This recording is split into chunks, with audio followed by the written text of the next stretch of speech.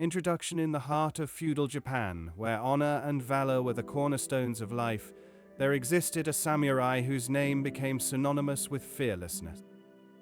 His name was Haruki, a warrior who was known not just for his prowess in battle, but for his unyielding spirit in the face of adversity.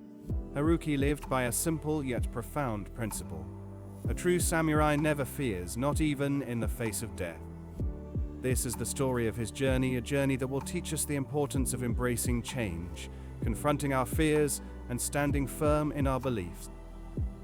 Let Haruki's story inspire you to find the strength within to face whatever challenges life may bring. Chapter 1.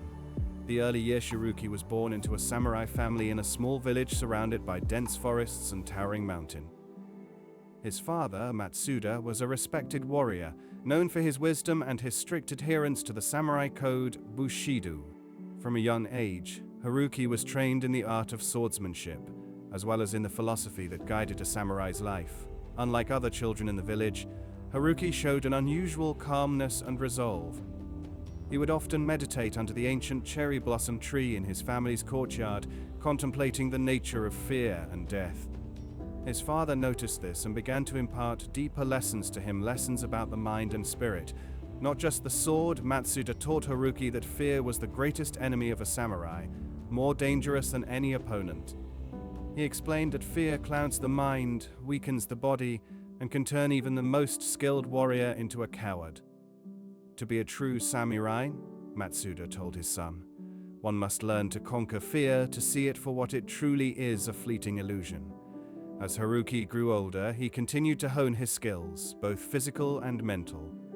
He became known throughout the village as a young man of great potential, but also as someone who seemed to be utterly without fear. His reputation began to spread, and with it, the expectations of those around him. Chapter 2.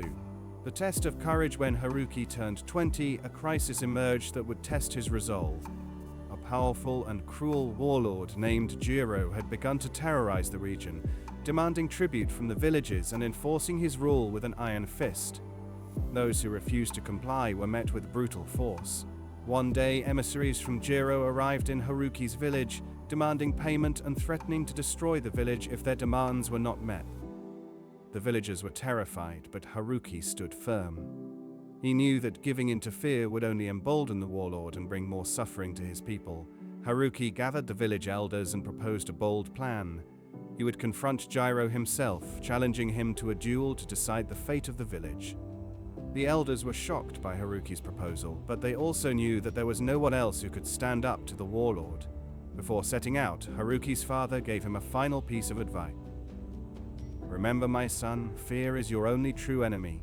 Do not let it take root in your heart. Trust in your training, trust in your honor, and you will prevail. Haruki set out alone to Jiro's fortress, a foreboding structure perched on a cliff overlooking the sea. As he approached the gates, the guards mocked him, calling him a fool for coming alone. But Haruki remained calm, his mind focused on the task ahead. When Haruki finally stood before Jiro, the warlord laughed at the young samurai's audacity. But Haruki's unwavering gaze and steady demeanor unsettled Jiro. The warlord, known for his ruthlessness, had never encountered such fearlessness in an opponent before. The duel was swift and brutal. Haruki's skill with the sword was unmatched, and his lack of fear made him an unstoppable force. He moved with a precision and speed that left Jiro no chance to defend himself. Within moments, the warlord lay defeated at Haruki's feet. The villagers rejoiced at Haruki's victory, and he became a hero in their eyes. But Haruki did not celebrate. He knew that this victory was only the beginning of his journey, a journey that would require him to continually confront and overcome the fear that lurked in every corner of life. Chapter 3. The challenge of change. With Jiro defeated, peace returned to the region, but Haruki knew that true peace required more than just the absence of conflict. It required the strength to embrace change, to adapt to new circumstances, and to continue growing both as a warrior and as a person. One day, a wandering monk visited the village. The monk, who was known for his wisdom and insight, sought out Haruki and offered him a challenge. "You have conquered fear on the battlefield," the monk said. "But can you conquer the fear that lies within your own heart? Can you embrace change even when it takes you away from the path you have always known?